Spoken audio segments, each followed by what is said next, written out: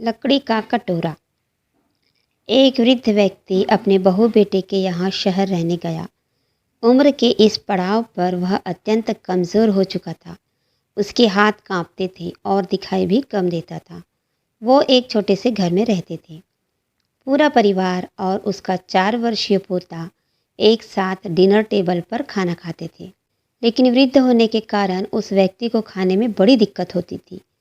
कभी मटर के दाने उसकी चम्मच से निकलकर फर्श में बिखर जाते, तो कभी हाथ से दूध छलककर मेज पोश पर गिर जाता। बहू बेटे 1-2 दिन से ये सब सहन कर रहे थे, पर अब उन्हें अपने पिता की इस काम से चिढ़ होने लगी। हमें इनका कुछ करना पड़ेगा, लड़के ने कहा। बहू ने भी हाँ में हाँ मिलाई और बोली, आखिर कब तक हम इनकी वजह से अपने खाने का मज़ा किरकिरा करेंगे, और हम इस तरह चीज़ों का नुकसान होते हुए भी नहीं देख सकते। अगले दिन जब खाने का वक्त हुआ तो बेटे ने एक पुरानी मेज़ को कमरे के कोने में लगा दिया। अब बूढ़े पिता को वही अकेले बैठकर अपना भोजन करना था। यहाँ तक कि उनके खाने के बर्तनों की जगह एक लकड़ी का कटोरा दे दिया गया था, ताकि अब और बर्तन ना टूट फूट सके।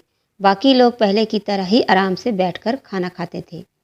जब कभी कभार उस बुजुर्ग की तरफ देखते तो उनकी आंखों में आंसू दिखाई देते। यह देखकर भी बहू बेटे का मन नहीं पिघला। वो उनकी छोटी सी छोटी गलती पर ढेरों बातें सुना देते। वहाँ बैठा बालक भी यह सब बड़े ध्यान से देखता रहता और अपने में मस्त रहता। एक रात खाने से पहले उसके छोटे बालक को उसके माता पिता ने ज़मीन पर बैठकर कुछ करते हुए देखा। तुम क्या बना रहे हो? पिता ने पूछा।